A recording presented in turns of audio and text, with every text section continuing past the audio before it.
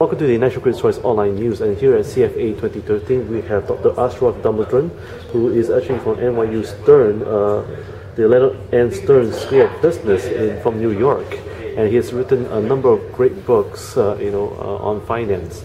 Dr. Aswath, tell us what is the future of finance right now, and what do you think about the valuation techniques that's been used today? I think the future of finance is the future of the world, which is it's a story of money, and money has always been part of every day. And I think one of the biggest changes we've seen in the last decade is how much more dynamic and uncertain things have become. So the study of finance is going to become, I think, a much more integral part of what we think about when we think about business across the world.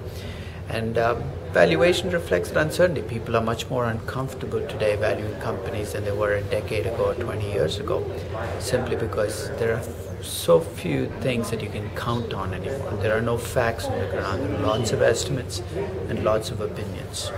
Now, why is it that the word certainty has become a very important word and that it's become a lingo to finances around the world? It's not so much certainty. Human beings always want certainty. And I think what's happened in the world is there are fewer and fewer safety zones which are certain. So I think it's uncertainty more than certainty that drives what we're doing in finance, because that's the name of the game. We're in an uncertain world. We're uncertain about our futures. We're uncertain about how economics will play out, how politics will play out. And we're more uncertain now than we've ever been in any of the last 50 years.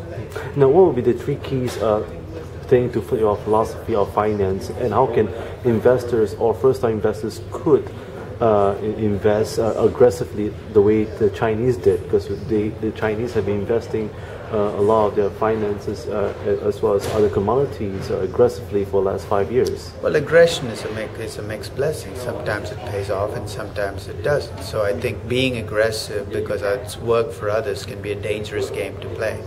So I think if you are risk averse and you don't feel comfortable being aggressive, then you shouldn't be aggressive. I think the best strategy for an investor is to stay true to what's right for them, not what's right for the neighbor, what's worked for anybody else.